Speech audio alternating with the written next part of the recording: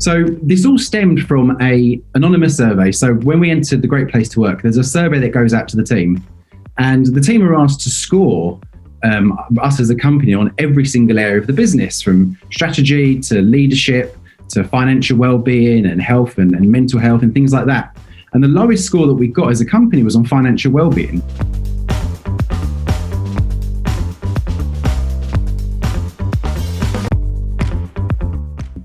And that's because we'd never focused on it before.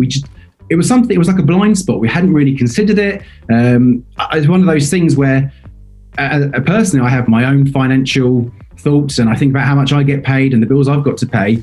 And I didn't really consider that. Obviously, everyone goes through exactly the same thing. So as a business, it would never really entered our minds to actually kind of implement this kind of strategy.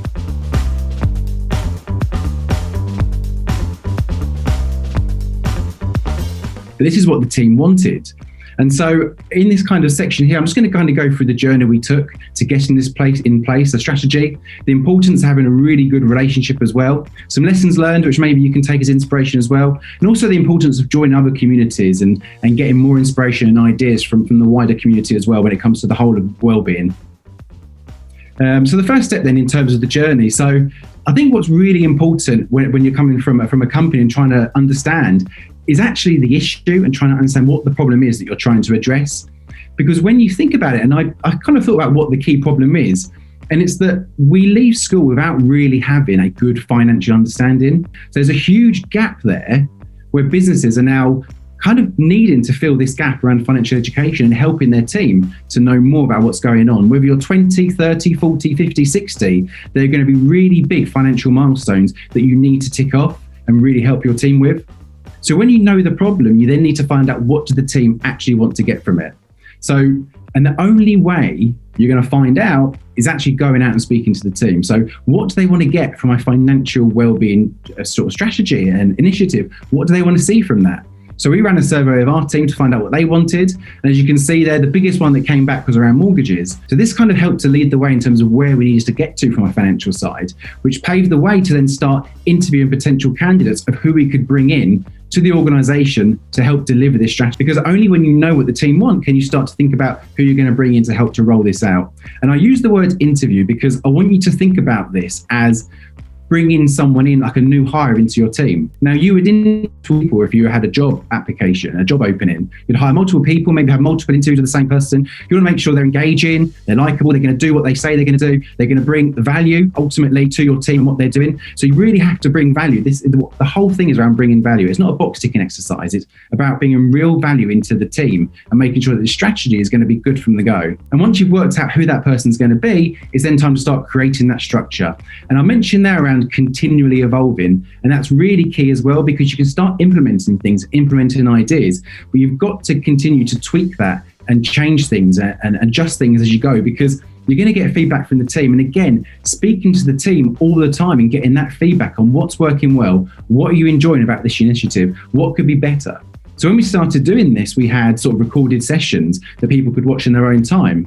But actually it became evident that people might want to have sort of live sessions of Q&A so they can ask things in real time and get inspiration from other people in the team. Maybe some ideas they hadn't really thought about. Okay, cool. So we'll start doing a live session. And then people might say, well, actually, I don't want to ask my questions. It might be a personal financial question I don't want to ask in a group setting. So actually, I'd rather have a one-to-one afterwards, maybe a live session and a one-to-one afterwards. So you can continually tweak and refine how you actually approach this by speaking to the team and working out what they want. And really, you want to bring in someone to your team to help do this that's happy to tweak things and change things and work with your company and with your team to essentially deliver the best possible service, which all comes down towards the importance of building that relationship, because it's not a one-off thing. And what I mean by that is, if your team want to know more about mortgages as one of the top things, I would recommend not going out and just bringing in a mortgage broker to give a 10-minute presentation and then skimming everyone for commission and then disappearing. That's it, box ticked, financial education done. I don't think that's the solution. The solution is finding someone or a company to come in who can do absolutely everything and start building a really good relationship. And an example I'll use is that from a mental health side, we use a company called Sanctus. Now, every single month, everyone in the team knows that on a dedicated day, they can speak to their mental health coach, the same person, they know exactly who it's going to be.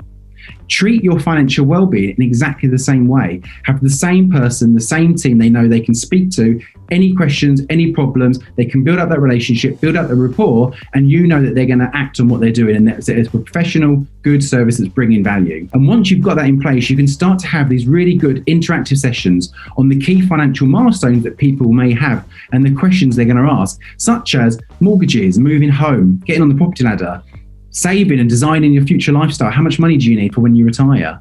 Financial protection and insurances for you and your family. Things around money management, which came up earlier, is a big one for our team. Investments and ISAs and sustainable investing, all really good topics. And again, all really good topics that we just don't know very much about.